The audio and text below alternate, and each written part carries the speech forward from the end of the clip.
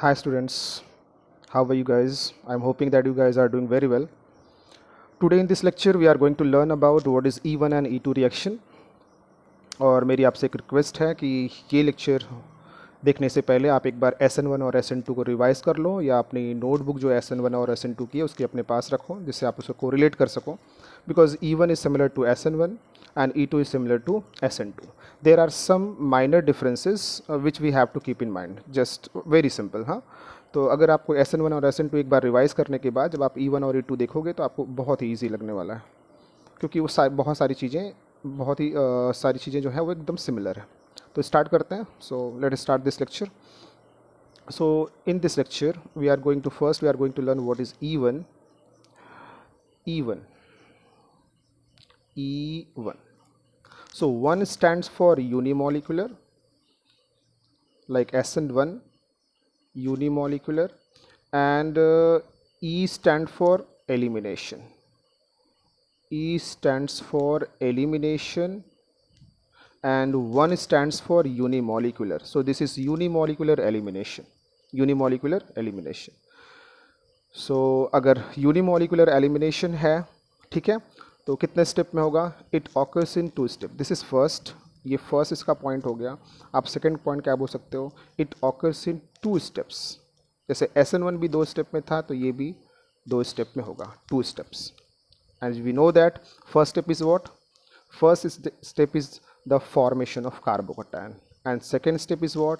That is the in SN1 में क्या था? Attack of nucleophile. इधर क्या होगा? Attack of a base.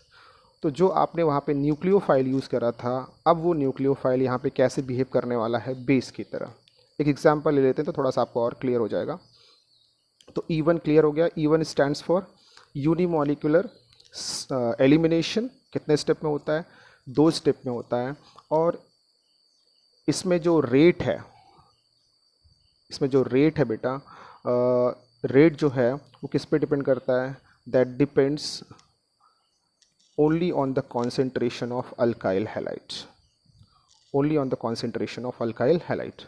तो E1 में like SN1 ये 1 stand for unimolecular, E for elimination, it occurs in 2 steps and third क्या है कि जो रेट है वो किस पे डिपेंड करता है? only on the concentration of alkyl halide. तो मैं एक एग्जाम्पल की बातें कर रहा था. तो ये एग्जाम्पल देख लो आप ज़रा. ये आपके पास है RX and you are adding alcoholic KOH. आपको याद है आपने सब्स्टिट्यूशन में क्या ऐड किया था? Aqueous KOH. बट यहाँ पे क्या ऐड कर रहे हो? Alcoholic KOH. यही मेन डिफरेंस है. ठीक है. तो यहाँ पे अल्कोहलिक KOH आप यूज़ कर रहे हो. सो अल्कोहलिक KOH जब आप एलिमिनेशन में यूज़ करोगे तो ये अल्कोहल जो है वही रिस्पॉन्सिबल है फॉर एलिमिनेशन. ठीक है. ये क्लियर हो गया. अभी मैं E1 की बातें कर रहा हूँ. ये जैसे आपको बताने के लिए कि भाई एक्विस KOH लोगे तो जो OH माइनस जनरेट होगा वो न्यूक्लियोफाइल की तरह बिहेव करता है. एक्विस KOH में वंस अगेन एक्विस KOH अगर आप लेते हो तो यहाँ पे क्या जनरेट होता है? OH minus. But this OH minus is going to behave as nucleophile. और अगर आपने यहीं पे एक्विस हटा के क्या लिख दिया? Alcoholic KOH. Then again there is a generation of creation of OH minus, but this OH minus is going to behave as what? Base. So nucleophile क्या करता है बेटा? वो कार्बन पे जहाँ पे पॉजिटिव चार्ज होता है, जिस कार्बन पे, वहाँ पे अटैक करता है. यहाँ पे अटैक करता है. जिस कार्बन पे पॉजिटिव चार्ज होता है उस न्यूक्लियोफिलिक सेंटर पे अटैक करता है. और जो आपका बेस होता है वो किसी सेंटर पे, कार्बन पे अटैक नहीं करता. बेस को क्या चाहिए? एसिडिक हाइड्रोजन चाहिए. क्या चाहिए उसको? Acidic hydrogen. तो जहाँ पे उसको एसिडिक हाइड्रोजन दिखेगा, बहुत सारे एसिडिक हाइड्रोजन है तो जो सबसे इजीली जाएगा उसको वो अब्स्ट्रैक्ट करने वाला, वहाँ से वो तोड़ने वाला है. कौन? बेस. न्यूक्लियोफाइल कहाँ पे अटैक करता है? जो कार्बन, जिस कार्बन पे पॉजिटिव चार्ज होगा वहाँ पे न्यूक्लियोफाइल अटैक करता है. न्यूक्लियोफिलिक सेंटर पे अटैक करता है. कौन? न्यूक्लियोफाइल. न्यूक्लियोफिलिक सेंटर क्या होता है? जहाँ पे पॉजिटिव चार्ज हो, चाहे पार्शियल हो या फुल पॉजिटिव चार्ज हो, लाइक कार्बोकैटायन. तो बेस और न्यूक्लियोफाइल का डिफरेंस समझ में आया. बेस में क्या होता है? जो बेस में उसको हाइड्रोजन चाहिए, बेस को हाइड्रोजन चाहिए, और न्यूक्लियोफाइल को क्या चाहिए? Nucleophilic centre. तो आप ध्यान देना, एक्विस KOH क्या जनरेट करता है? न्यूक्लियोफाइल. एंड एल्कोहलिक KOH क्या जनरेट करता है, OH minus, that is a base, that is going to, दोनों केसेस में OH माइनस ही जनरेट हो रहा है, बट फर्स्ट वाले में न्यूक्लियोफाइल की तरफ बिहेव कर रहा है आपका OH माइनस, और सेकेंड में वो बेस की तरफ बिहेव कर रहा है. ओके, सो ये न्यूक्लियोफाइल और बेस क्लियर हो गया, पक्का. ओके, तो नेक्स्ट जो मैं E1 कंटिन्यू कर रहा था उसी के साथ मैं कंटिन्यू हूँ. तो कहाँ तक थे हम E1 में. सो ये यूनिमोलिकुलर एलिमिनेशन है, कितने स्टेप में होता है, 2 स्टेप्स में होता है. The rate depends on only on the concentration of alkyl halide. और जो आपका ये SN1 रिएक्शन है, इसको ज़रा मैं रब कर देता हूँ क्योंकि इसकी अभी यहाँ पे ज़रूरत नहीं है. ठीक है, हाँ. तो इसमें हम 4th पॉइंट बोल सकते हैं कि जो आपका E1 एलिमिनेशन है उसमें जो आपका बेस होना चाहिए वो वीक बेस होना चाहिए, वीक बेस होना चाहिए. और सबसे इम्पॉर्टेंट ये है कि वहाँ पे हीटिंग होनी चाहिए. ऐसे सिंबल बना होगा हीट का, ये किसका सिंबल है, ये हीट का सिंबल है. तो अगर आपके पास कोई रिएक्शन हो और ऐसे इसमें वीक बेस, बेस का मैंने, हाँ ये बेस है भाई, वीक बेस. तो वीक बेस हो और हीटिंग हो तो आप E1 कंफर्म E1 ही होगा. एलिमिनेशन तो होगा ही, बट एलिमिनेशन में भी 2 टाइप है, E1 एंड E2. तो उसमें भी क्या होगा, E1, क्योंकि हम इसमें E1 की बातें कर रहे हैं, ध्यान देना. ठीक है, सो नेक्स्ट कितने पॉइंट हो गए आपने, 4 पॉइंट हो गए. अभी नेक्स्ट पॉइंट देखो आप, फिफ्थ पॉइंट में अब ये बेस कौन कौन से, जैसे आपने वीक बेस बोल दिया, वीक बेस के साथ हीटिंग होनी चाहिए तो E1 होगा. साथ में अब और कौन से बेस ले सकते हो आप इसमें, ये C2H5OH ऐसे न्यूट्रल बेस. और भूलना नहीं क्या, हीटिंग. ये डेल्टा का मतलब होता है हीटिंग. ये ट्रायंगल जो मैंने बनाया हीटिंग का सिंबल है. ठीक है, आप इसको C2H5 को ETOH भी लिख सकते हो आप, ETOH.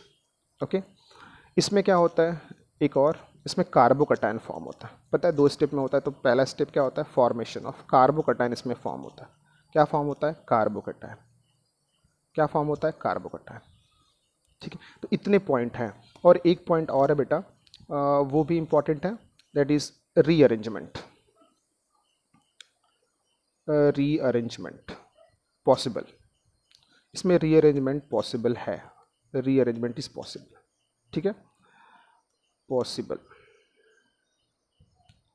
तो आप देख लो जरा इसको, एक फ्रेम में, और जो एक्स्ट्रा है उसको मैं रब कर देता हूँ.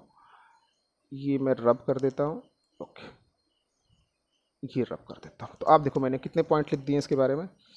मैंने आपके लिए लिखे हैं इसके बारे में 7 पॉइंट्स. फर्स्ट पॉइंट क्या है, थोड़ा सा मैं उसको और फ्रेम में ला देता हूँ. First point is what, just look it. First point is this unimolecular elimination. Second, it occurs in 2 steps. As we know that first step will be what, formation of carbocation, and second step is what, that is the abstraction of acidic hydrogen. मतलब H plus को वहाँ से base आपका लेके जाएगा. तीसरा क्या है कि E1 में जो रेट होता है वो किस पर डिपेंड करता है, only on the concentration of alkyl halide. आप SN1 से ज़रा कंपेयर करना. हाँ, इसमें क्या चाहिए अपने को, वीक बेस चाहिए प्लस हीट चाहिए. ये इंपॉर्टेंट है, वीक बेस प्लस हीट चाहिए अपने को. वीक बेस दिखा आपको और हीट दिखा तो आप फटक से E1 पे चले जाना.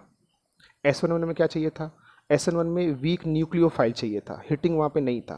तो ये थोड़ा सा जब आप सोचोगे इसको तो बहुत ही अच्छे से क्लियर हो जाएगा. प्लीज़ एक बार उसको आप रिवाइज कर लेना. ठीक है, एग्जाम्पल के लिए आप ये वीक बेस ले सकते हो, C2H5OH which is also written as ETOH plus heat. ये हीट वाला सिंबल मुझे याद रखने का है, that will confirm there is a E1 elimination. Okay, there is a formation of carbocation and rearrangement is also possible. कैसे rearrangement का मैं आपको शो कर देता हूँ कॉन्सेप्ट. रीअरेंजमेंट पॉसिबल का मतलब क्या है कि आपके पास, मान लो आपके पास कोई रिएक्शन हुआ और उसमें ये कार्बोकटायन फॉर्म हुआ, CH3CH, और यहाँ पे है CH2 plus CH and CH3. ये आपको कार्बोकटायन फॉर्म हुआ. मान लो कोई आपके पास अल्काइल हैलाइड था और उससे ये कार्बोकटायन फॉर्म हुआ. कितने डिग्री का कार्बोकटायन है, 2 डिग्री का. This is 2 degree carbocation. अगर आपके पास 2 डिग्री का कार्बोकटायन है तो प्लीज़ आप देखो कि क्या उसमें 2 से 3 पॉसिबल है. देखो 2 से 1 पे तो हमें ज़रूरत नहीं है, 2 से 1 भी पॉसिबल हो सकता है, बट 2 ज़्यादा स्टेबल है कि 1. 2 ज़्यादा स्टेबल है। और हाँ, फिर एक बार और चेक करने का क्या, वहाँ पे 3 डिग्री कार्बोकैटायन भी पॉसिबल है क्या? After rearrangement if there is a possibility of 3 degree carbocation, if there is a possibility of formation of 3 degree carbocation, so please go for 3 degree carbocation, क्योंकि वो ज़्यादा स्टेबल है। बात समझ में आई कि मैंने एक अल्काइल हैलाइड लिया, उसमें से जो हैलोजन है उसको हटा दिया तो जो मुझे कार्बोकैटायन मिला है, कार्बोकैटायन कितने डिग्री का आप चेक कर लो, 2 डिग्री का है। सो क्या 2 से 3 पॉसिबल है कहीं पे रीअरेंजमेंट करके? तो 2 से आपको 3 पे जाने का है, 1 है तो आप 2 चेक करो और 3 चेक करो। तो ऐसे आपको चेक करना है, वो ऐसे आप किसी में बता नहीं सकते कि हाँ इसमें 2 डिग्री 3 डिग्री होगा, वो आप जब चेक करोगे तो आपको वो क्लियर हो जाएगा। सो जैसे यहाँ पे है, तो अगर मैं यहाँ से हाइड्रोजन हटा दूँ इस पोजीशन से, तो मुझे 1 डिग्री मिलेगा, जो कि मुझे ज़रूरत उसकी नहीं है, क्योंकि ऑलरेडी मेरे पास 2 degree which is more stable then 1 degree. अब यहाँ पे देखो इस वाले कार्बन पे, तो हाँ, अब ऐसा नहीं कि यहाँ, अब देखो इसके एडजेसेंट कार्बन पे ही देखना है, जिस कार्बन पे आपका पॉजिटिव चार्ज है उसके एडजेसेंट कार्बन पे ही शिफ्टिंग कर सकते हो आप। ऐसा नहीं कि 2 कार्बन छोड़ के आप वहाँ पे शिफ्टिंग कर रहे हो, ऐसा पॉसिबल नहीं है। ठीक है, तो शिफ्टिंग करना मतलब बॉन्ड ऐसे ब्रेक करना है ना, तो वो जब एडजेसेंट पोजीशन पे होगा, जब वो एडजेसेंट पोजीशन पे होगा तभी पॉसिबल है। तो आपको उसको भी दिमाग में रखने का है कि जिस कार्बन पे पॉजिटिव चार्ज है उसके एडजेसेंट पोजीशन पे ही आपको शिफ्टिंग करनी है। और you have to find out if you have 2 degree, so you have to think that can you get 3 degree, और 1 डिग्री है तो क्या मैं 2 डिग्री देख सकता हूँ या मिल रहा है मुझे, ऐसा मुझे आपको चेक करना है। ठीक है, तो आप देखो ज़रा, तो ये देखो आप, मैं इसको रब करता हूँ और यहाँ पे भी रब करता हूँ, इस हाइड्रोजन को भी हटा देता हूँ, और बेटा यहाँ पे मैं लिख देता हूँ हाइड्रोजन, ऐसे लिख देता हूँ हाइड्रोजन। अब शिफ्टिंग देखो ज़रा आप, अगर ये हाइड्रोजन यहाँ पे शिफ्ट हो जाएगा तो आपको जो कार्बोकैटायन मिलेगा बेटा CH3 एंड प्लस चार्ज यहाँ पे आ जाएगा, and then you get CH2 and then CH3. So this is what? This is 3 degree carbocation. Just compare here.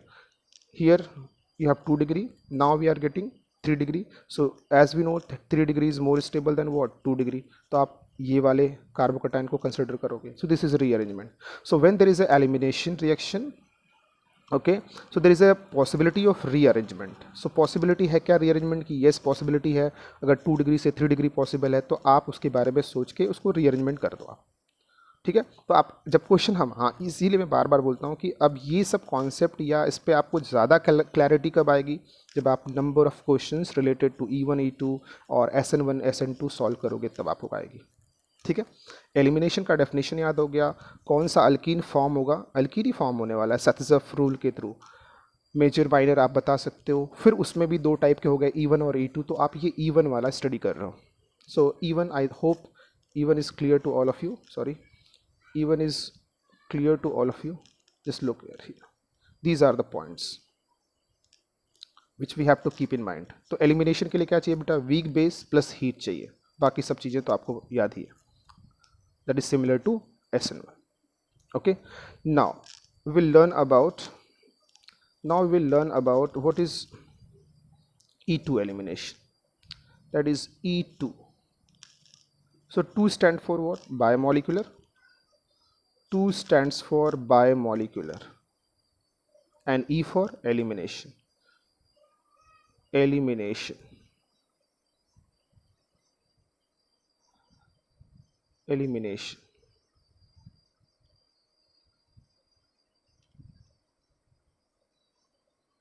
Biomolecular elimination. तो जब बायोमोलिकुलर लिखा मतलब बाय का मतलब 2 मॉलिक्यूल पार्टिसिपेट करेंगे, एलिमिनेशन में 2 पार्ट, मतलब जो रेट होगा वो 2 मॉलिक्यूल पर डिपेंड करेगा। अब आपके पास रिएक्शन में 2 मॉलिक्यूल कौन कौन से? एक आपका अल्काइल हैलाइड, दूसरा आपका बेस। सो एलिमिनेशन में बेस यूज़ होता है। अगर ये सब्स्टिट्यूशन रिएक्शन होता है तो क्या यूज़ करते हो आप? न्यूक्लियोफाइल। एलिमिनेशन में क्या यूज़ करते हो आप? बेस। और सब्स्टिट्यूशन में क्या यूज़ करते हो आप? न्यूक्लियोफाइल। सो यहाँ पे आपके पास 2 मॉलिक्यूल यूज़ होने वाले हैं, जिसमें से रेट 2 मॉलिक्यूल पर डिपेंड करेगा। पहले को आप क्या बोलोगे? दैट इज़ अल्काइल हैलाइड, और दूसरा जो आपका मॉलिक्यूल है that is what? That is the base. Okay, so ये फर्स्ट पॉइंट हो गया, आप इसको फर्स्ट पॉइंट कंसिडर कर सकते हो, first point. Second point bimolecular reaction है, elimination reaction, bimolecular elimination reaction है। सेकेंड पॉइंट क्या है कि इट ऑकर्स इन 1 स्टेप। कितने स्टेप में होगा बेटा? 1 स्टेप। जैसे आपने SN2 को किया था, कितने स्टेप में था वो? 1 स्टेप में होगा। 1 स्टेप का मतलब जो बेस होगा वो हाइड्रोजन को वहाँ से अब्स्ट्रैक्ट करेगा। हाइड्रोजन कहने का मतलब है प्रोटॉन से, प्रोटॉन को वहाँ से, या एसिडिक हाइड्रोजन को वहाँ से अब्स्ट्रैक्ट करेगा, वहाँ से ब्रेक करेगा, और फिर अल्कीन का जो है वो फॉर्मेशन भी करेगा। ठीक है, तो ये 1 स्टेप में ही सारा प्रोसेस होगा। जो अटैक ऑफ बेस होगा एसिडिक हाइड्रोजन पे, और जो आपके अल्कीन का फॉर्मेशन होगा वो सब साथ में होने वाला, जैसे SN2 में हो रहा था। जैसे उसमें न्यूक्लियोफाइल अटैक कर रहा था और साथ में बॉन्ड ब्रेक भी हो रहा था। बॉन्ड फॉर्मेशन और बॉन्ड ब्रेकिंग दोनों साथ साथ चल रहा था। किसमें? SN2 में। तो E2 में क्या है, वो बेस अटैक करेगा हाइड्रोजन H+ को, या प्रोटिक एसिडिक हाइड्रोजन को, वहाँ से ब्रेक करेगा, और साथ में वो बॉन्ड शिफ्ट होकर फिर अल्कीन का फॉर्मेशन करेगा। तो ये कितने स्टेप में हो रहा है बेटा? ये हो रहा है आपका 1 स्टेप में। नेक्स्ट है बेटा थर्ड जो पॉइंट है, थर्ड पॉइंट क्या है? आप ये एक बार SN1 से और SN2 उसको कंपेयर करो, और फिर E1 और E2 को कंपेयर कर लेना। ठीक है, थर्ड पॉइंट में क्या होगा, मैंने लिख दिया जो रेट है, rate that is directly proportional to the concentration of alkyl halide plus the concentration of base. Just keep in mind, last time क्या था? ओनली अल्काइल हैलाइड इन E1। E2 में क्या है? रेट जो है वो किस पे डिपेंड कर रहा है? अल्काइल हैलाइड पे प्लस बेस दोनों पे डिपेंड कर रहा है। नेक्स्ट पॉइंट देखो बेटा, नेक्स्ट पॉइंट ये fourth one. Okay, fourth point. अभी लास्ट टाइम E1 में आपने क्या बोला था? E1 में आपने बोला कि आपको कैसा बेस चाहिए? वीक बेस चाहिए। तो आपको E2 में कैसा चाहिए? ऑब्वियस है, कैसा चाहिए? Strong base. स्ट्रॉन्ग बेस चाहिए बेटा, स्ट्रॉन्ग बेस चाहिए। इसमें हीटिंग नहीं चाहिए। You don't have to heat this reaction, heating नहीं चाहिए आपको, ओनली स्ट्रॉन्ग बेस चाहिए। लास्ट टाइम क्या चाहिए था? वीक बेस प्लस हीटिंग चाहिए था इन E1। समझ में आया? बस ये 2-3 बातें अगर आपने याद कर ली तो E1 और E2 बहुत ही सिंपल है एज़ कम्पेयर टू SN1 और SN2। तो वहाँ पे वीक बेस प्लस हीट चाहिए, यहाँ पे स्ट्रॉन्ग बेस चाहिए। अभी स्ट्रॉन्ग बेस कौन कौन से बेटा? स्ट्रॉन्ग बेस में क्या ले लिया आपने? This alcoholic KOH। ध्यान देना, एक्विस KOH की बातें नहीं हो रही हैं। एक्विस KOH लोगे तो सब्स्टिट्यूशन हो जाएगा। ये एल्कोहलिक KOH की बातें हो रही हैं, एल्कोहलिक KOH। और फिर क्या बेटा? NaNH2। इसका नाम क्या है? Sodium amide. इसका नाम क्या बेटा? Sodium amide, sodium amide. Okay, next और कौन सा है? यू कैन टेक ऑल्सो, इसमें नेक्स्ट बेस क्या ले सकते हो? इसमें नेक्स्ट बेस जो है वो आप ले सकते हो C2H5O- and then in presence of alcohol C2H5OH। ध्यान देना, लास्ट टाइम आपने केवल E1 में आपने यही लिखा था, न्यूट्रल C2H5OH प्लस हीट लिखा था आपने, किस में? E1 में। और यहाँ पे ये देखो, आप ये ऐड कर रहे हो ethoxide C2H5O- in presence of alcohol. Okay, तो यहाँ पे नेगेटिव चार्ज हो गया तो उसका बेसिक नेचर बहुत ज़्यादा बढ़ गया। वहाँ पे वो न्यूट्रल था, जब आपने यहाँ से H यहाँ पे ऐड किया था। जैसे ही आप H हटा दोगे तो उसका बेसिक नेचर क्या होगा? बहुत ज़्यादा इंक्रीज़ हो जाएगा।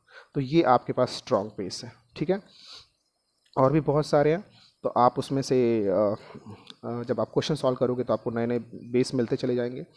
और साथ में एक last one, that is there is no rearrangement, no carbocation. Last time क्या था? E1 में अरेंजमेंट भी था और कार्बोकैटायन भी था, तो उसको भी मैं लिख देता हूँ 5th पॉइंट में, that is no rearrangement, no rearrangement, no rearrangement. और नेक्स्ट 6 पॉइंट क्या रहेगा बेटा? That is no carbocation. तो यहाँ पे बेटा कार्बोकैटायन आप फॉर्म नहीं करते हो, तो आपको कार्बोकैटायन भी फॉर्म नहीं करना, यहाँ पे रीअरेंजमेंट भी पॉसिबल नहीं है। तो ये पूरे पॉइंट्स क्लियर हो गए, मुझे लगता है आपको अच्छी तरह से क्लियर हो गए। एक बार मैं फिर से इसको आपको दिखा देता हूँ एक, ठीक है, आप देख लो यहाँ पे। ये क्या है? बायोमोलिकुलर एलिमिनेशन है। कितने स्टेप में होता है? एक ही स्टेप में होगा। जो रेट है that depends on the concentration of alkyl halide plus base. In this case we need strong base like alcoholic KOH, NaNH2, sodium amide बोलते हैं जिसको हम, एंड C2H5O-, ये भी आप यूज़ कर सकते हो। हाँ, एक आप टर्शरी ब्यूटॉक्साइड, टर्शरी ब्यूटॉक्साइड वाला भी बेस यूज़ कर सकते हो। यहाँ पे no rearrangement, no carbocation. Okay, so I am hoping that this concept is clear to all of you. बहुत ही सिंपल है पहले, बट आप एक बार फिर से मैं बोल रहा हूँ, SN1 और SN2 आप रिवाइज कर लेना, फिर इसमें कर लेना। अब E1 और E2 में फिर से एक बार मैं बोल दूँ, E1 में क्या होता है, that is unimolecular elimination. E2 में क्या होता है, that is biomolecular elimination. E1 occurs in two steps. First step is the formation of carbocation. Second step is the attack of base. That is abstraction of acidic hydrogen. यहाँ पे एक step में होता है, कार्बोकैटायन का formation नहीं होता है। फिर वो जो E1 में जो है वो रेट जो है that depends only on the concentration of alkyl halide. In E2 the rate depends on the concentration of alkyl halide plus base.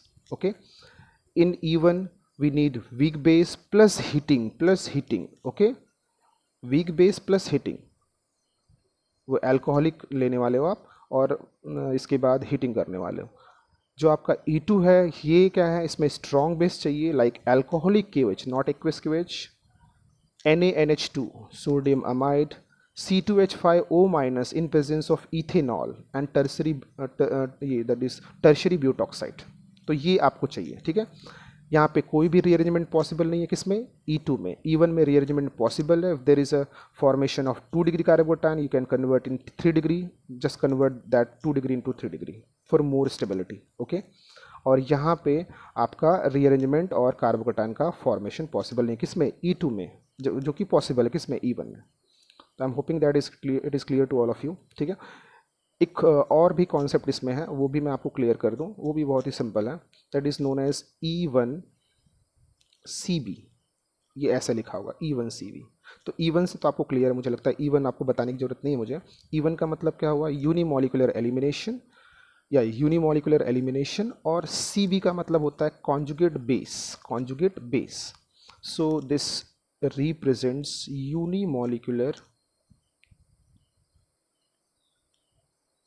unimolecular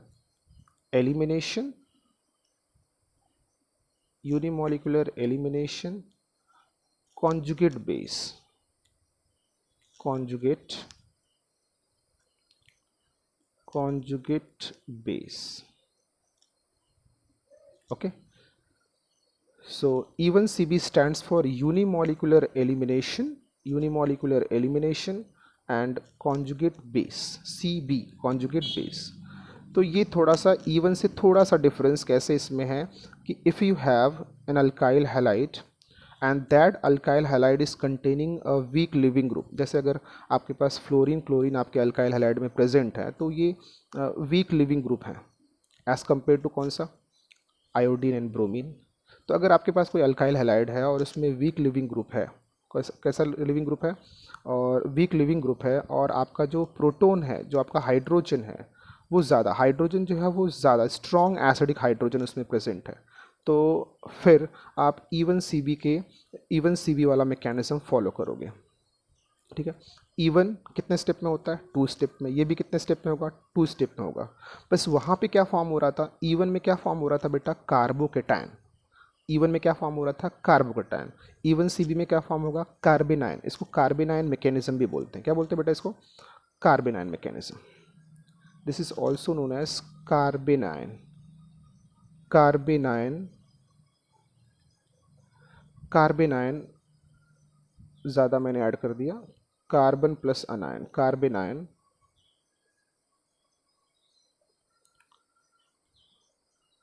कार्बेनायन mechanism,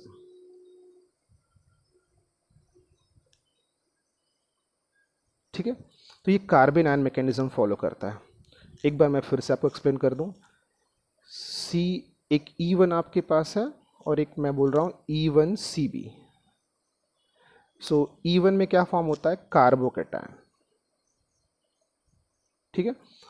और E1CB क्या होता है, E1CB में एलिमिनेशन है, 2 स्टेप में होता है, ये कॉन्जुगेट बेस के थ्रू होता है, ठीक है। इसमें जो लिविंग ग्रुप है वो पुअर लिविंग ग्रुप होता है, और जो आपका हाइड्रोजन है वो हाईली एसिडिक होता है, और साथ में यहाँ पे कार्बेनायन बनता है, क्या बनता है, कार्बेनायन। कार्बेनायन का मतलब carbon having negative charge, and carbocation का मतलब कार्बन हैविंग पॉजिटिव चार्ज। तो दोनों का डिफरेंस समझ में आया। एक एग्जाम्पल मैं ले लेता हूँ, example, okay. So let us consider you have this example C fluorine, यहाँ पे मैं लिख दिया फ्लोरीन और यहाँ पे fluorine, then Cl and H। इसका मतलब है ये आपका अल्फ़ा हो गया और ये आपका हो गया बीटा।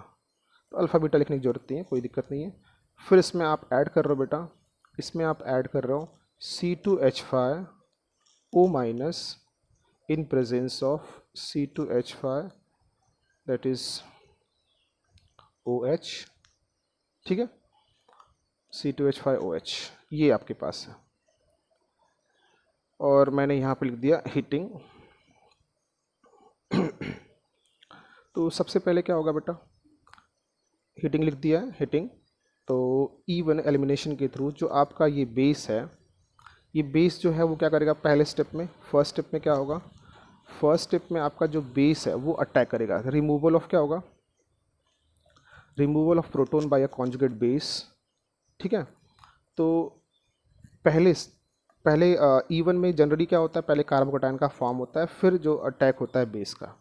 यहाँ पे जो है, यहाँ पे थोड़ा सा अलग है। पहले क्या है यहाँ पे आपका जो है ये बेस आपका, 1 मिनट, ये बेस आपका यहाँ पे अटैक करेगा, कहाँ पे, हाइड्रोजन पे। तो ये वाला जो बॉन्ड है ध्यान देना, ये कार्बन के पास चला जाएगा। तो अगर ये कार्बन के पास जाएगा तो बेटा आपको क्या मिलने वाला है, Cl, और यहाँ पे हो गया negative charge and then CF, यहाँ पे भी F और यहाँ पे भी F। बात समझ में आई। तो आपने क्या बना दिया, कार्बन आयन, ओके। सो E1 CB में सबसे पहले भाई आपको पता है ना कि यहाँ पे हाइड्रोजन जनरली क्या होता है, जैसे यहाँ पे आयोडीन होता है, क्लोरीन, तो पहले वो ब्रेक हो जाते हैं, फिर कार्बोकैटायन का फॉर्मेशन हो जाता है, फिर बेस जो है वो एसिडिक प्रोटोन को, एसिडिक हाइड्रोजन को वो अब्स्ट्रैक्ट करता है। बट यहाँ पे क्या है कि जो आपका बेस है सबसे पहले वो प्रोटोन पे अटैक करके क्या बनाएगा, कार्बन आयन, ठीक है।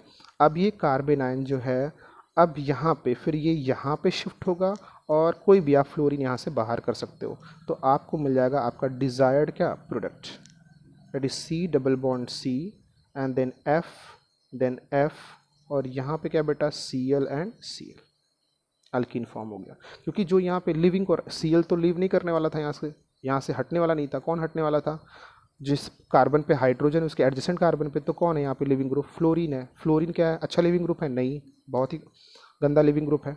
बहुत गंदा लिविंग ग्रुप है तो फिर क्या होता है, पहले ये कार्बन आयन बनता है और फिर कार्बन आयन के फॉर्मेशन के बाद फिर आपको ये एलिमिनेशन प्रोसेस होता है। बात समझ में आई क्या, क्लियर हो गया आप लोगों को, ये बात क्लियर हो गई। जो E1 है उसमें सबसे पहले कार्बोकैटायन फॉर्म होता है, फिर बेस का अटैक होता है। E1 CB में क्या होता है, पहले कार्बन आयन का फॉर्मेशन होता है, पहले कार्बन आयन जो है वो बेटा फॉर्म होता है और फिर ये एलिमिनेट होता है, ओके। और E2 में तो आपको पता है दोनों साथ साथ चलते हैं, अटैक भी होगा और बेस मतलब हाइड्रोजन जो होगा अब्स्ट्रैक्ट भी होगा, और उसी टाइम पे जो आपका लिविंग ग्रुप है वहाँ से बाहर भी जाने वाला है। तो मैं एक एग्जांपल के थ्रू लास्ट उसको आपको बता देता हूँ, आप उसको देख लो। एक एग्जांपल के थ्रू E1 और E2 और E1 CB तो मैंने आपको बता दिया, एक E1 का भी देख लो आप। E1 में क्या होगा बेटा, एग्जांपल के लिए आप ये ले लो, ये यहाँ पे मैंने लिख दिया R और यहाँ पे भी R और यहाँ पे मैंने लिख दिया BR, ठीक है। तो सबसे पहले क्या होगा, E1 अगर E1 में मैं यहाँ पे क्या ऐड करूँगा, मैं यहाँ पे ऐड करूँगा, मैंने ऐड कर दिया भाई, दैट इज़ C2H5OH और यहाँ पे मैंने हीटिंग कर दिया। तो सबसे पहले क्या होगा, ये बॉन्ड ब्रेक होगा और बॉन्ड ब्रेक होने के बाद you will get that is carbocation, आपको कार्बोकैटायन मिलेगा प्लस, ठीक है। हाँ चलो अभी तो अब मुझे एलिमिनेशन भी शो करना है, तो मैंने यहाँ पे एक R हटा के, एक बेटा यहाँ से R हटा के मैंने CH3 ले लिया। क्या ले लिया यहाँ पे, CH3। अब यहाँ पे भी CH3 है, यहाँ पे भी आपका CH3 है। इसको आप एक बार नोटबुक में लिख लेना, ठीक है। तो अभी क्या होगा बेटा, ये जो C है ये R है और यहाँ पे भी क्या है C, H, H, H, ठीक है, और यहाँ पे भी R है, तो यहाँ पे प्लस आपका है। अभी बेस क्या होगा, बेस आएगा, बेस आपके पास बेस क्या है,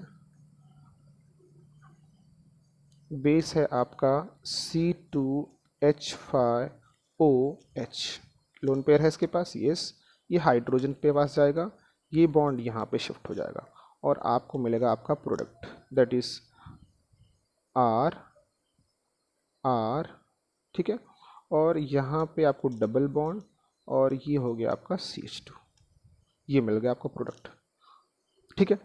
सो E1 में क्या होता है, पहले स्टेप में कार्बोकेटाइन का फॉर्मेशन होता है, then there is a abstraction of this acidic hydrogen. ये एसिडिक हाइड्रोजन क्यों है, क्योंकि ये जो हाइड्रोजन है इस कार्बन से अटैच है, ठीक है।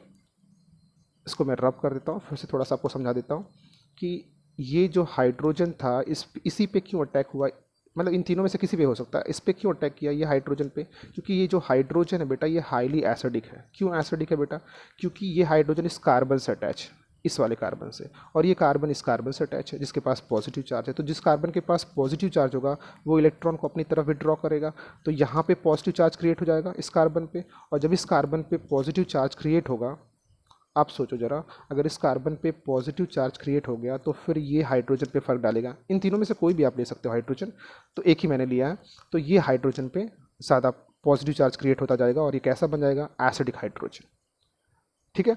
तो कार्बन जिससे हाइड्रोजन अटैच है उसके एडजेसेंट कार्बन पे क्या था, पॉजिटिव चार्ज था, इसकी वजह से वो एसिडिक हाइड्रोजन की तरफ बिहेव कर रहा है। समझ में आया। तो फिर इस पे आप कौन अटैक करेगा, बेस, वीक बेस अटैक कर रहा है, फिर इसने हाइड्रोजन को हटा दिया और ये अल्कीन फॉर्म कर दिया। तो मेरा कहने का मतलब है कि E1CB को मैं समझा रहा था, E1CB एंड E1। E1 में क्या है, E1 में first step is the formation of what, first step is the formation of carbocation, carbocation, and then abstraction of what, hydrogen. कौन सा hydrogen, acidic hydrogen. But in case of E1CB special cases हैं जब आपका leaving group अच्छा नहीं होगा, leaving group अच्छा नहीं होगा, लाइक दिस फ्लोरीन फ्लोरीन, ठीक है।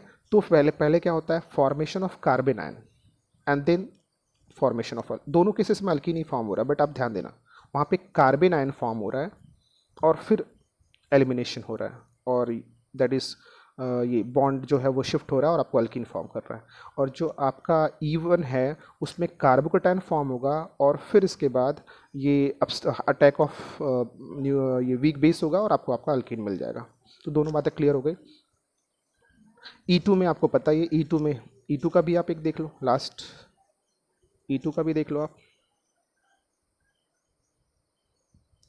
E2 में डायरेक्ट एक साथ सब चलता है, E2 लाइक SN2। इसमें आपके पास मैं सिंपल सा ले लेता हूँ समझाने के लिए, केवल आपको EH CH CH and then CH और Br है और यहाँ पे भी आपका H। अब आपने एक स्ट्रॉन्ग बेस ले लिया है OH minus in presence of alcohol, हाँ ठीक है, आपने एल्कोहलिक KOH लिया है। तो अभी क्या होगा बेटा, इसमें ये यहाँ पे अटैक करेगा, ये बॉन्ड जो है, ये बॉन्ड जो है वो यहाँ पे शिफ्ट होगा और ये ब्रेक हो गया। देखो जरा, अब्स्ट्रैक्शन ऑफ प्रोटॉन और लिविंग ग्रुप, ये दोनों कार्यक्रम जो है वो साथ साथ, ये दोनों प्रोसेस क्या है, साथ साथ चल रहा है। थोड़ा सा छोटा कर दो इसको, ओके। तो ये देखो आप, CH CH H H, ये बॉन्ड ब्रेक हो रहा है Br, और यहाँ पे देखो आप, ये जो आप साथ साथ दिखा सकते हो, यहाँ पे OH, ये H, ठीक है, मतलब ये OH माइनस H के साथ अटैच होता जा रहा है, ये बॉन्ड धीरे धीरे ब्रेक होता जा रहा है और यहाँ पे एक बॉन्ड फॉर्म होता चला जाएगा। सब साथ साथ चल रहा है ना। मैं फिर से दिखा दूँ नीचे, एक मिनट, ये अटैक होने के बाद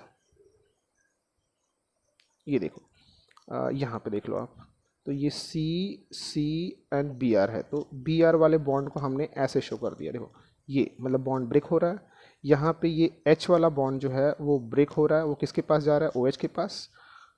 यहाँ पे OH ले लिया मैंने। अब ये इसके बीच का बॉन्ड फॉर्म हो रहा है, ये वाला बॉन्ड ब्रेक हो रहा है और यहाँ पे डबल बॉन्ड फॉर्म हो रहा है। ये डबल बॉन्ड डॉटेड लाइन से मैंने शो कर दिया, ये डॉटेड लाइन से। बाकी तो आपको पता हाइड्रोजन यहाँ पे और यहाँ पे है। तो ये सब एक साथ प्रोसेस चल रहा है, ये सारा प्रोसेस जो है वो एक साथ चल रहा है। तो ये पूरा ब्रेक हो जाएगा, फिर यहाँ पे डबल बॉन्ड आ जाएगा और यहाँ से ये ब्रेक हो जाएगा, तो आपको मिल जाएगा क्या, alkene. Understood? So I am hoping that this is clear to all of you. Even though अगर आपके पास कोई प्रॉब्लम है, कोई इश्यू है, तो you can message me and you can WhatsApp में आप कमेंट कर सकते हो, E1 E2 E1 CB। तो आप प्लीज़ पहले SN1 SN2 रिवाइज कर देना और इसके बाद इसमें चेक करोगे, बहुत ही सिंपल है और आपको समझ में आ जाएगा, ठीक है।